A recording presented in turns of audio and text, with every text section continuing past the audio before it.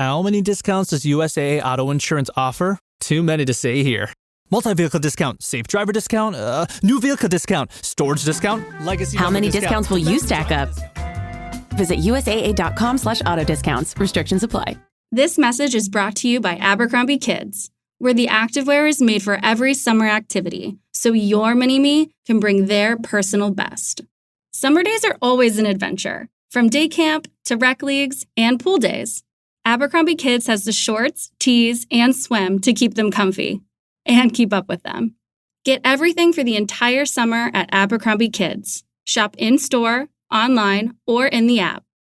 This episode is brought to you by Heyday. Feeling stressed? Take a moment for yourself with Heyday. Stroll through rows of golden wheat, tend to cute barnyard animals, and discover the joys of a digital farm retreat. You don't have to hop in a car or catch a plane. Escape to the farm at the tap of a finger. With Heyday, you're not just tending to a farm, you're tending to yourself. Heyday. Search Heyday, that's Hay space DAY, in your favorite app store. Heyday is a free-to-play mobile game and offers optional in-app purchases and random rewards.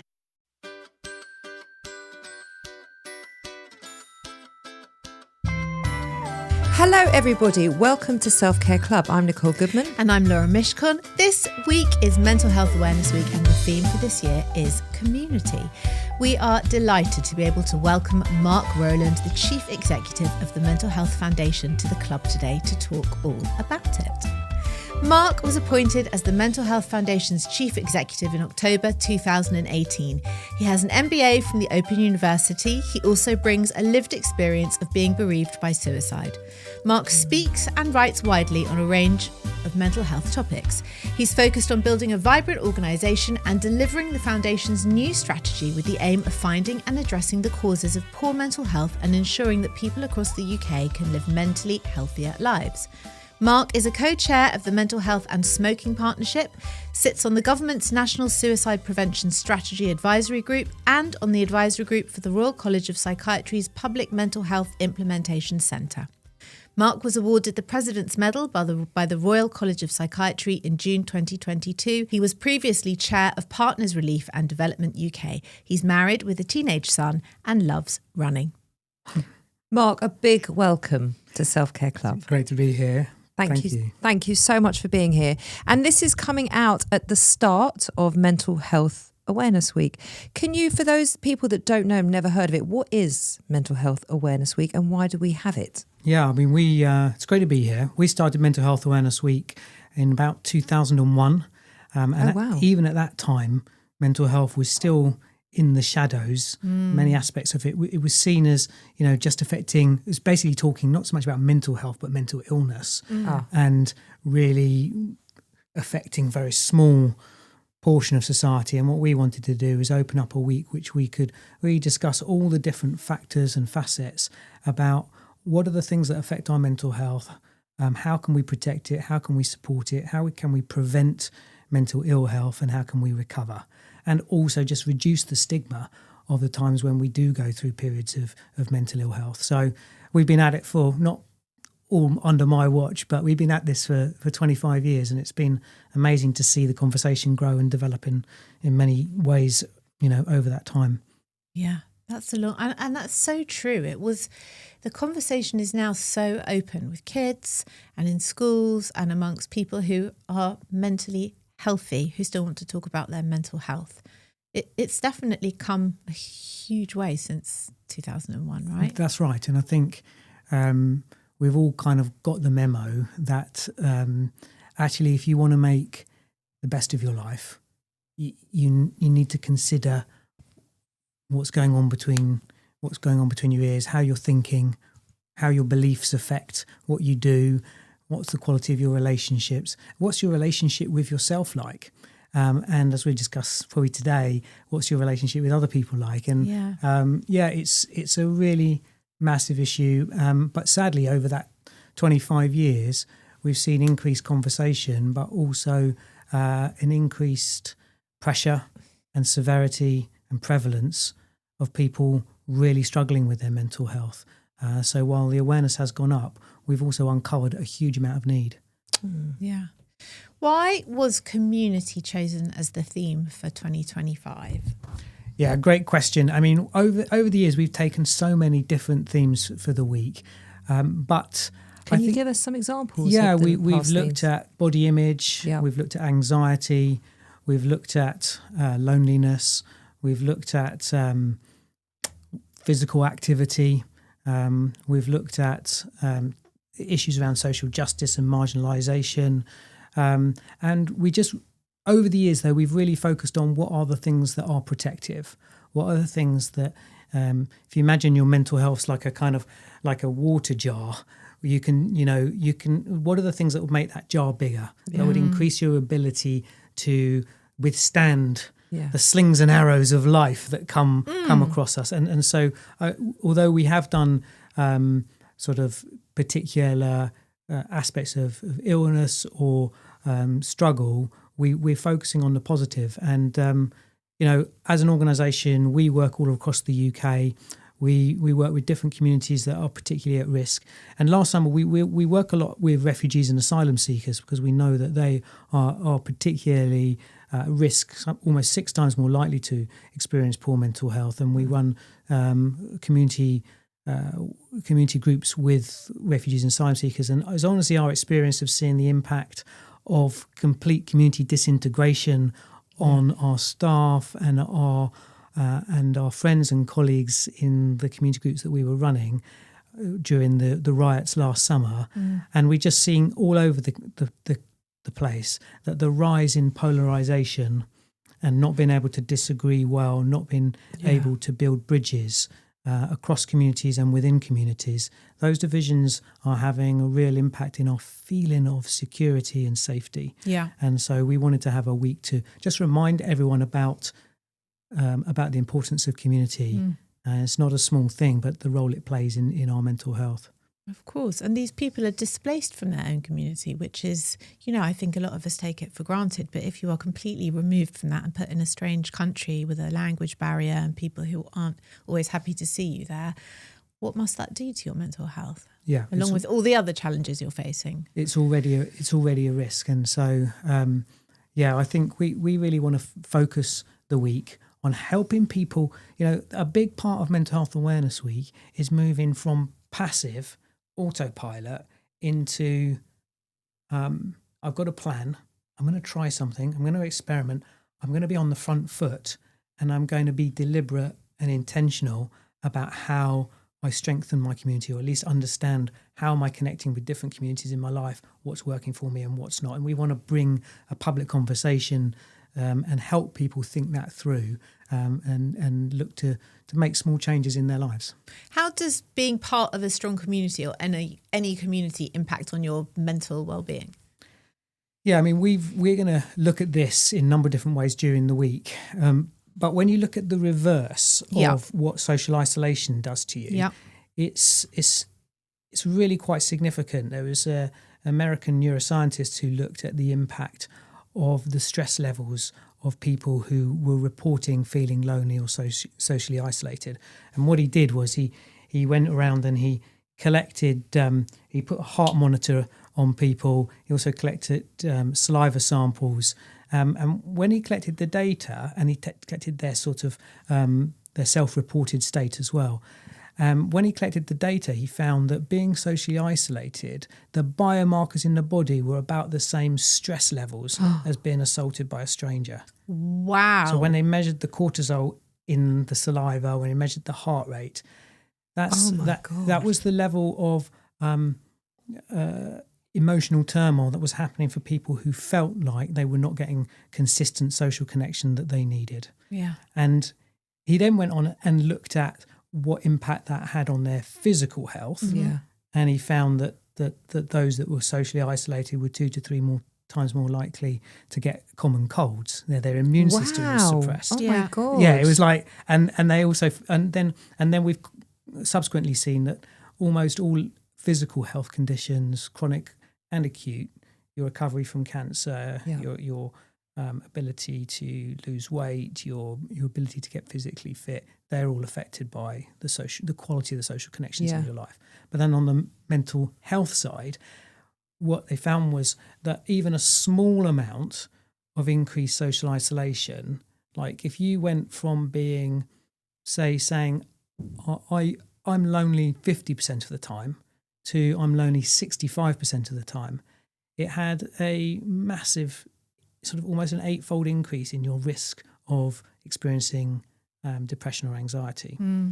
So it was a really key piece of work in saying that actually, because a lot of people think, well, if you're depressed, you're going to get lonely anyway, because who wants to see folk when you're feeling low? Sure. But what that study showed was that loneliness and social isolation is a causal driver of depression. So when you look at the big picture and you think, why are we experiencing so much mental ill health and mental distress, especially for young people, you can trace it back to a lot of the reduction that many of us have in the time we spend in safe social groups where we feel loved, held, we can have fun, we can make mistakes, it doesn't matter. We can pursue something we're interested in, we can learn together. All of those things, when you do them in community, strengthen and support your mental health to the same extent that the opposite deteriorates it. I mean, modern life has really trashed community. We were talking to some doctors the other day, some GPs, and they were saying that, you know, half the problem is that GPs are sitting in a surgery, someone comes in, they've never seen them before, they see them for 10 minutes, they send them off. Whereas when you used to have your village doctor, your community family doctor, they know your dad, your grandfather, your uncle have got a history of heart problems. When you present with something, they know you. You're all part of a group and you're kind of all looking out for each other. And sort of big city living and so much technology tech has kind of trashed that connection and that close community, and it's hard to find now. I mean, I was just going to say that I think part of the rise of technology, I think, is a response to the fact that we've lost so much social connection. So it was almost like we kind of came up with a sort of alternative parody, if you like, of the real thing, and created all of these online communities, some of which are helpful, but that's very interesting. That it's like a response rather than it's the other way around. I think you were going to say it was because the technology's come in, so obviously people are much more isolated. Think when you look at the rise of modern life, it didn't start in 2008 when Facebook was created. Actually, the breakdown in us having participation in community groups, in faith groups, more in sports groups, in cultural events, the number of people who knew their neighbours, the number of people who were having regular family time and family meals with all of the family around the table, the number of people who are spending several hours a week volunteering. I mean, we're great at volunteering in this country, by the way. We're one of the leaders in Europe. Yeah. That's so good. Nice. Yeah, us Brits, we love to volunteer.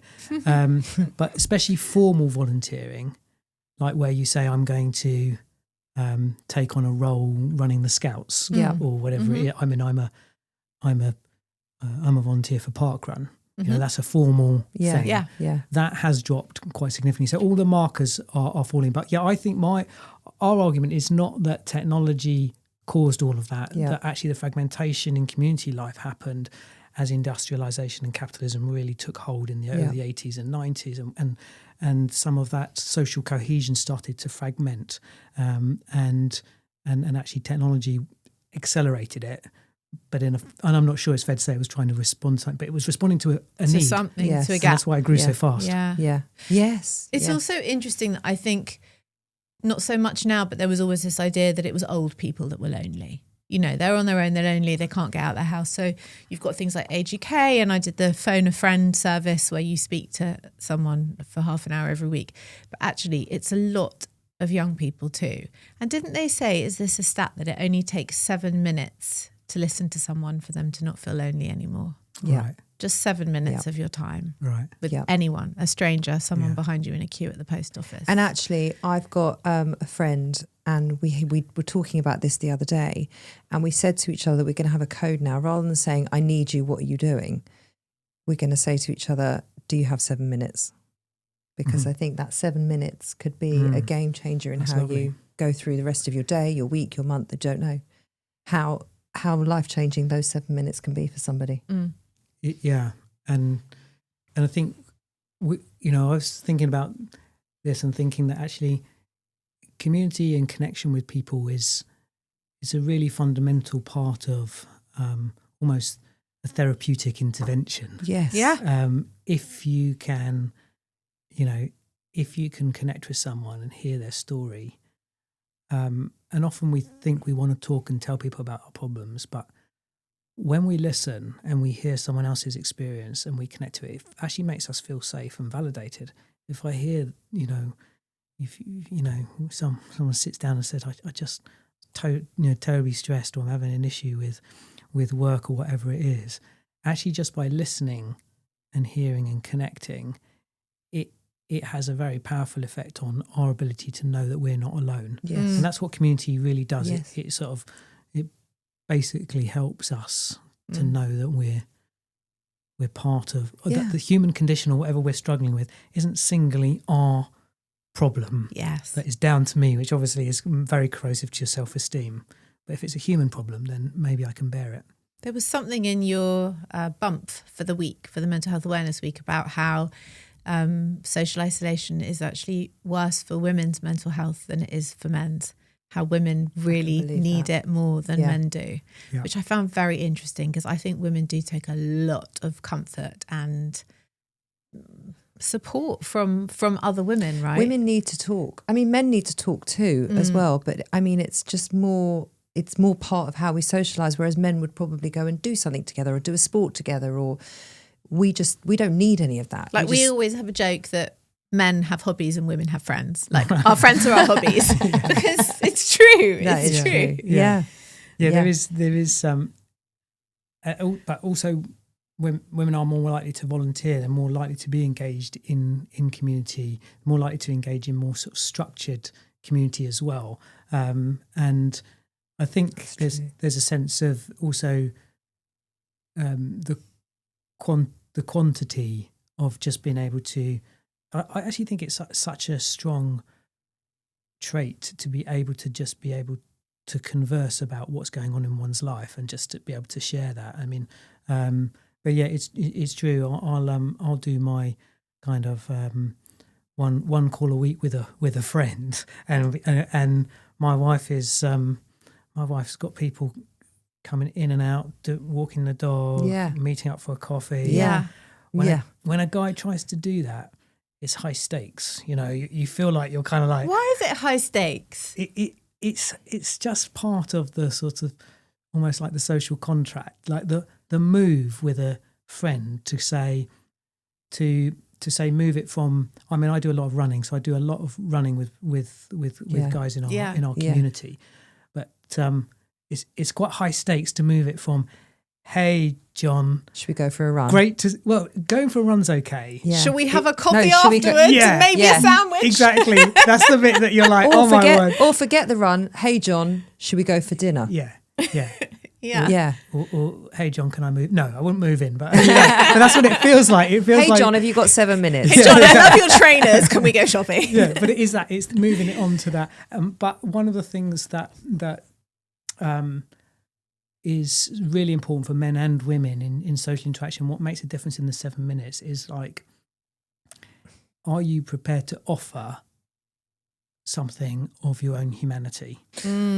Are you able to share for you, or listen, or ask the question, what's going on, and hear it or tell it? Yes. And if you're able to do that, your actual quality of your social interaction goes up. So I think so it's not just about the numbers of social interaction. It is about what's happening there, and are you willing to take a risk? Even even with me and some of my running friends, of saying, hey, should we go for a beer, or just taking, or I'm going. I said the other day, it was really great. I said to a friend, it's funny because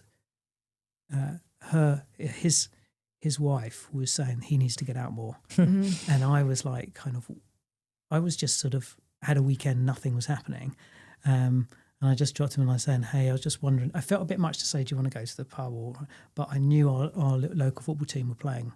I said, do you fancy going down there? He went, yep, see you in half an hour. And we just sat there watching the football, talking about what was happening in our lives. And that kind of interaction really worked well. Men are much better at talking about their feelings now. I've got 3 teenage sons, and I'm still always amazed at how open they are and how much they like to talk about what they feel, how they feel, what other people are feeling. You know, they're very emotionally connected, which I think is wonderful. It's wonderful, because I think that whole old school thing of, well, men don't talk about their feelings, I really think with each generation, that's disappearing. Do you see that? We do. We definitely do. And I'm amazed by my teenage son. His sort of understanding of his inner world is fantastic. I came out of hospital, had a little operation recently, and came out of hospital, and it was really sweet. He just wrote this really short, beautiful poem, which I thought, I was writing back, and I was looking back at the letters I was writing as an 18-year-old. Yeah. And it was nowhere near as beautiful. But he could distill what he felt, or the insight in that moment. But I think there's also there's another facet, and this is why community life is really important, because there's definitely a point at which going deep into one's own emotional life needs to be balanced. What's healthy about it is understanding what's tripping you up, or what you could do differently, or what's causing you distress. On the other hand, the beauty of community is you root yourself in your tribe and in your group, where what's happening for you isn't the most important thing. It's what's happening to my brothers and sisters in this place, and what are we doing together? And that's a really good antidote to the more individualized aspects of how we look at our mental health. So I think there's a lot in community that can help build that resilience, even without the introspection, just by being with others and participating and offering who you are and receiving in that context as well. You gain perspective, much better perspective. Yeah, and you can. I grew up in Central Africa, in Rwanda. Oh wow! And so I got to see what community life was like in a completely different culture and a different context. Yeah. We lived in a really, really rural and poor community where my father was a local doctor. And you could really see how community life gave that collective resilience to people who understood, and they really knew how to share. They knew how to be part. They were like weaving into each other's lives in a way that I don't experience. But it really does. That's kind of much closer to the model of life that we sort of would have grown up and evolved to have. And we should have. Well, there's the saying of it takes a village.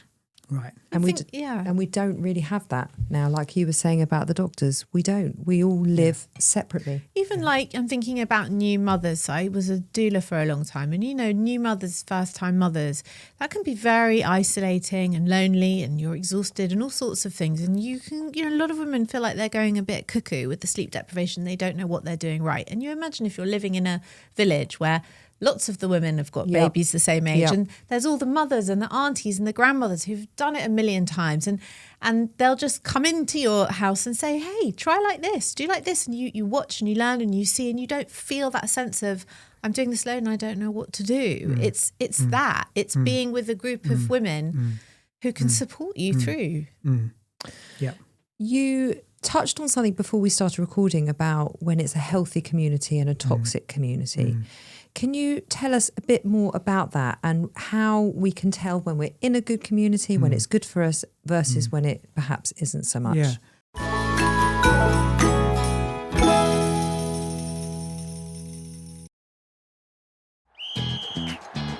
Hilton brings you new ways to stay with experiences that let you capture the glory days. Introducing the Graduate Hotels. Each inspired by local college towns, these stays are always original and never boring. Get in touch with traditions all across the country and enjoy a stay that's a class above the rest. Book at Graduate Hotels with Hilton Honors Points at Hilton.com. It's a win-win. Hilton, for the stay. This episode is brought to you by Indeed. When your computer breaks, you don't wait for it to magically start working again. You fix the problem. So why wait to hire the people your company desperately needs? Use Indeed's sponsored jobs to hire top talent fast. And even better, you only pay for results. There's no need to wait. Speed up your hiring with a $75 sponsored job credit at Indeed.com/podcast. Terms and conditions apply. The new McCrispy Strip is here. Dip approved by ketchup, tangy barbecue, honey mustard, Sprite, McFlurry, Big Mac sauce, double dipped in buffalo and ranch, more ranch, and creamy chili McCrispy Strip Dip. Now at McDonald's. Ba-da-ba-ba-ba. It's almost Mother's Day, and you can now get anything you need delivered with Uber Eats. Well, almost anything. So no, you can't order a relaxing shower, but some beautiful flowers, you bet we deliver those. A bird bath? No. A bath bomb? Absolutely. It's no to a chocolate lab, but yes to some chocolate truffles. So whether it's a last-minute gift for Mother's Day, fresh groceries, or food from your favorite restaurants, get it delivered today with Uber Eats. Order now. Product availability varies by region. See app for details.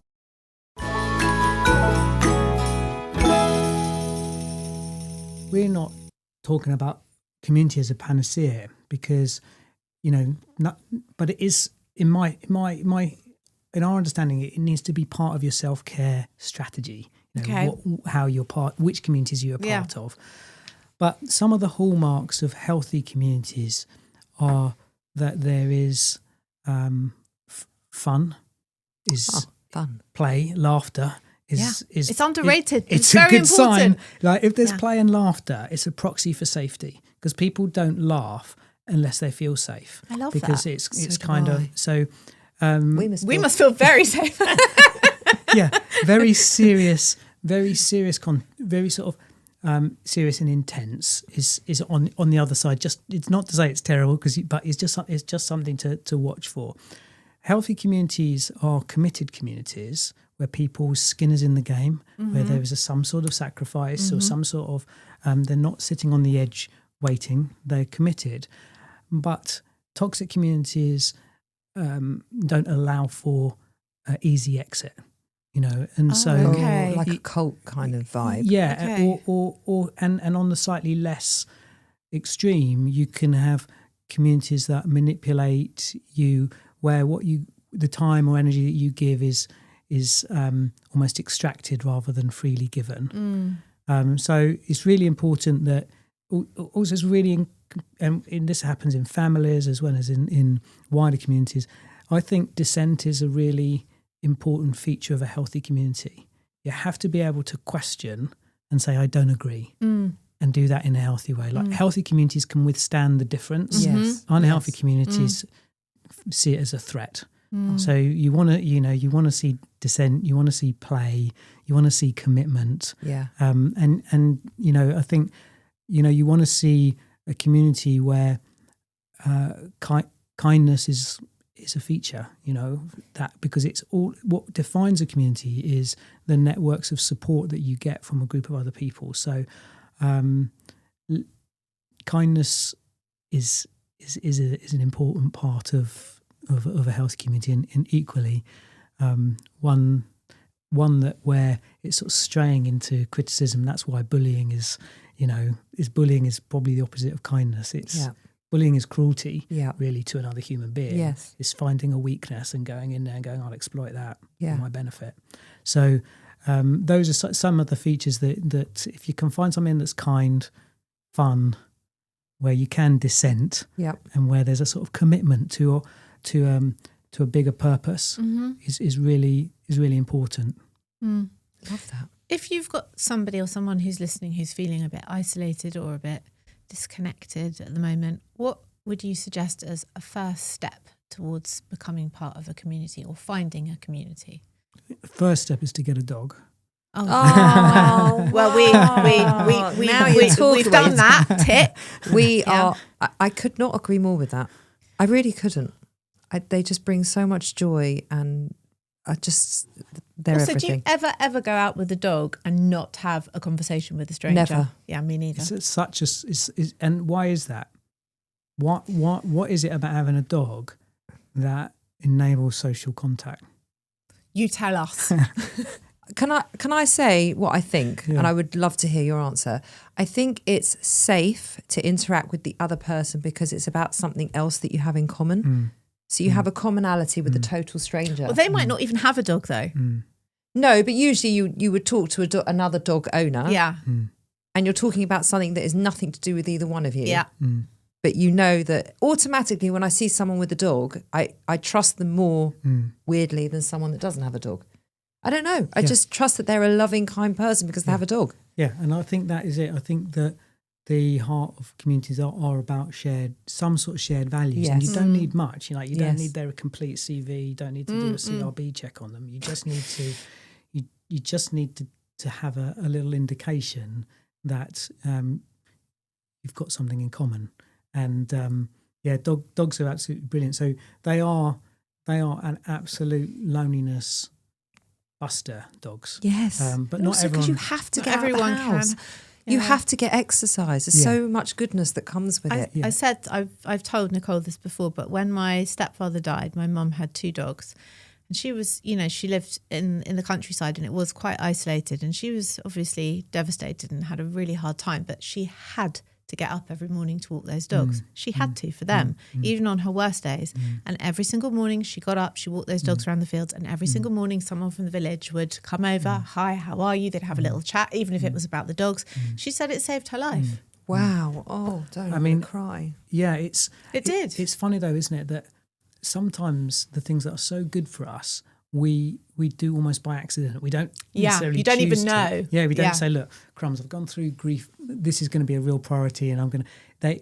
I would just say, one of the things that I think we want people to do during the week is to just think about kind of almost like their own little community audit about, because loneliness is the gap between the social contact that you need and the social contact that you're getting. And even if that gap's quite small, it's like, what could bridge that gap? And often people are not far away. Like the laws of separation are not that far. There are people in their lives. And it's about identifying the places that you go, the way in which you interact in the world. There's a sort of idea of not all social contact has to be something you do, or community has to be really intense. It can be small things. It can be the way you get on the bus and greet the regular people in your life. But I would just start by looking at what is the social contact that you have, what's the assets, what are the networks, what are the contacts you have, and how could you make small steps of additional contact, more regular contact, more, perhaps with the contact you do have, asking that extra question to find out about where someone's been or what someone's done, or looking at the groups that you could join. And sometimes it could be taken on a new hobby. I made a decision recently where I said I had a period of ill health. I'd been in hospital and I had 5 weeks to convalesce. And I thought, what do I want to change about my life? And one of them was I just wanted to start going back to my parish church, sneaking into the back of and I have to say, there's no one there my age. There's, but I'm just loving reconnecting with being in a space where there are other people doing the same thing, taking some time out, and just, so those sorts of kind of small steps I think can make a big difference. It's so interesting you say that. My best friend, who is actually half Muslim, half Christian, but married to a Jew and an atheist. She's an atheist after all pretty that. Much, yeah. She wow. She said to me last week that she had decided to go to church on Sunday, and I said, "Why? What for?" And she said that she had attended one of her children's friends' bar mitzvahs in a synagogue. And she said, I just loved the community. She said, I loved the strong women who were making the food. I loved that everyone knew each other. She said, it was such a community. And I realised I've got that in my local church. And the kids are at a church school. So I'm familiar with the vicar in the church. She said, I'm going. I'm getting dressed on Sunday and I'm going because that's my community. Those are my people. She said, it's nothing really to do with God. And I just thought, how sensible. Yeah. I'm very pragmatic. It really was. Well, there is a pragmatism to looking at that community and go at your options and saying, well, what's available to me? And I would say, doing something that makes sense, if it makes sense from a sort of emotional, social, that once you understand how important that is for your physical and mental health, and not just that, but your length of life. I mean, the stuff they've done. Have you seen this? Have you seen this longitudinal study that's come out? It's been running for 85 years in America out of Harvard, and it's looking at several hundred, I think it's mostly men, but coming out of Harvard, and it's been studying them for 80 years, looking at their health and their longevity.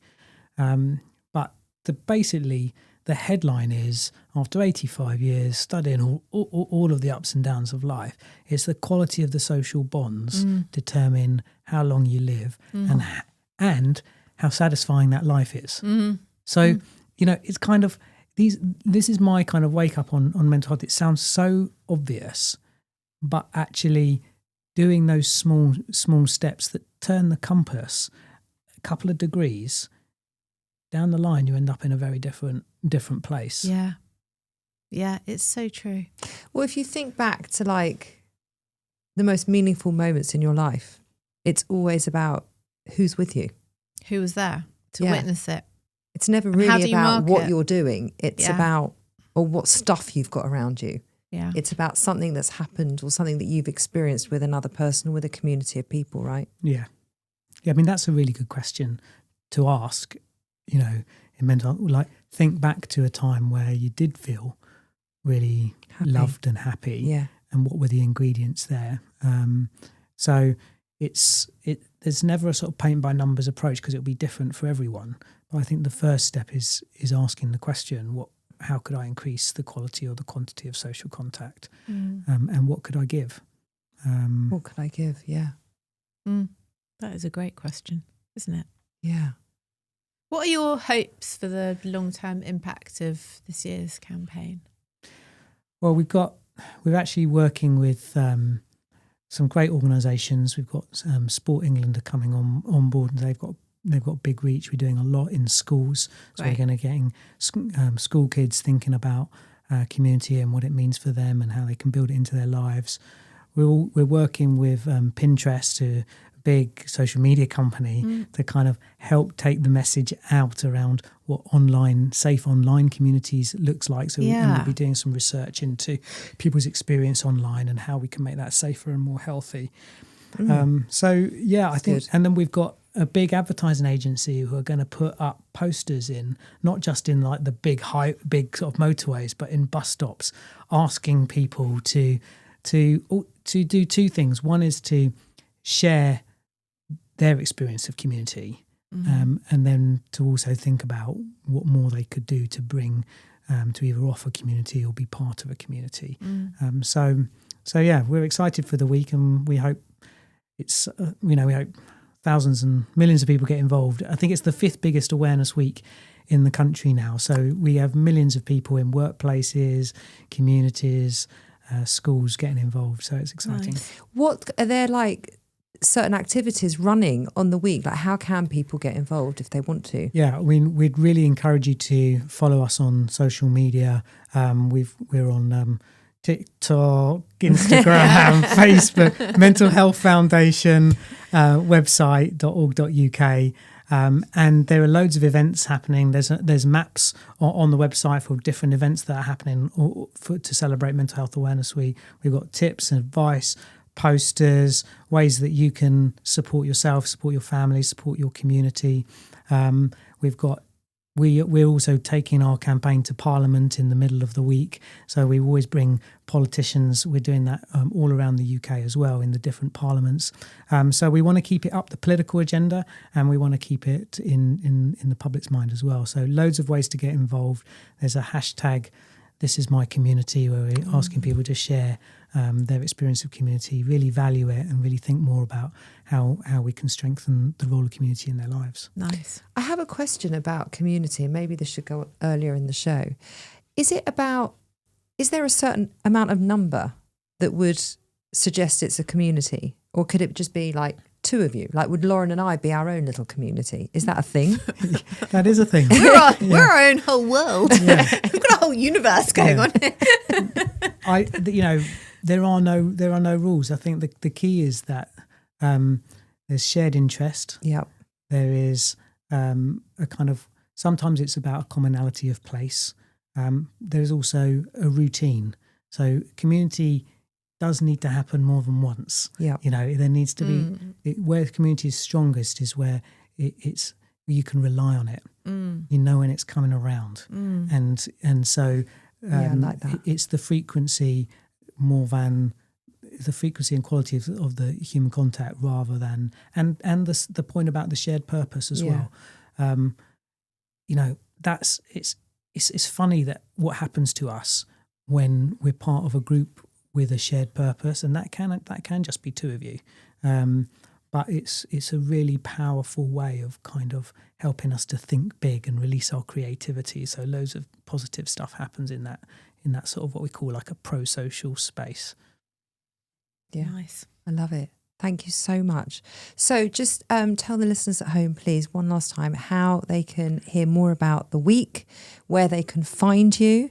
And then before you go, you're going to give us a practice for next week of how we can delve in more into our own communities and what we can be doing with that. Great.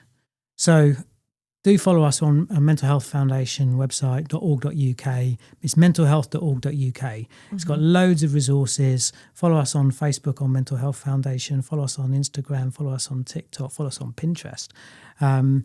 But get involved with the week. Download our resources, organise a little event, do something that reconnects you to your community. That's the most important thing that we want people to do, is to think about how they can connect with their communities and what they can offer. Really looking forward to the week, and please do get involved. Amazing. Thank you so much. And then for next week, what are we going to be doing, Mark? You're the boss of us for next week. What can we do? You too. Yes. That can help us to delve more into our own communities and look at, I guess, celebrating our healthy communities that are around us more. Your practice, your homework for the week.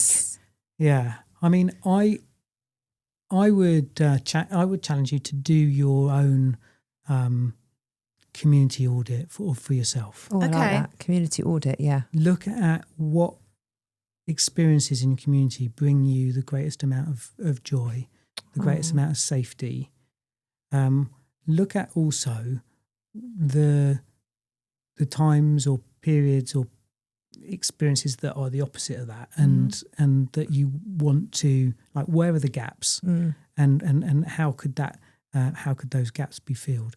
So do a little bit of looking at what's the quality and quality of your social interaction? What more could you offer? What responsibility could you take to be a part of your community or offer something in community? And then how could you take a risk to kind of engage people, or to make the leap, or make some social contact that you haven't had before? Okay, I love it. It's quite a lot there, but like it is. I've already got an idea, which I've been sitting on the fence about, and I'm just going to dive right in. Yeah, I am. I bet it's paddle related. It's not paddle. Obsessed with paddle. It's actually not paddle related. Oh, okay. It's my new community. Another new community. No, paddle's my new community. Yeah, I know. She's jealous. No. I am left out of the paddle community. I've heard a lot about it. Yeah. I haven't done it myself. Well, it's a cult. Yeah. It's not a cult. Yeah. According to Mark, healthy community. It's a healthy community. Can you leave? It's in a cage though, isn't it? Well, it's glass. Perspex box. Glass. It's fun. Yeah. It's a common interest. Yeah. But can you get out if you want to? You can get out when you want to. Can you say you don't agree with the rules? You can disagree. Can you? Very good. I would say it borders on healthy.